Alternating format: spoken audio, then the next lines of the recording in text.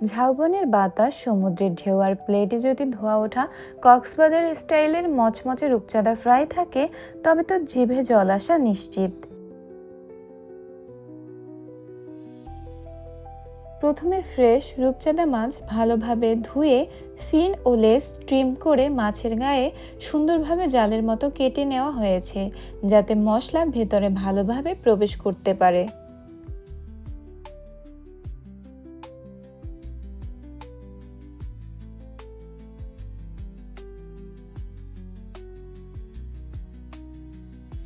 এবার মাছগুলোতে রসুনের গুঁড়ো, গোলমরিচের গুঁড়ো, লবণ, ময়দা, হলুদ গুঁড়ো, মরিচ গুঁড়ো এবং লেবুর রস মিশিয়ে খুব ভালোভাবে ম্যারিনেট করা হয়েছে।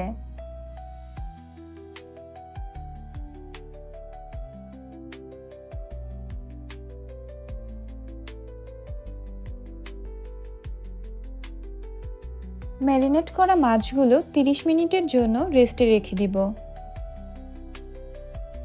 কড়াইতে পর্যাপ্ত তেল গরম করে ম্যারিনেট করা রূপচাঁদা মাছ সোনালি ও মচমচে হওয়া পর্যন্ত এপিঠ ওপিঠ ভেজে নেওয়া হয়েছে।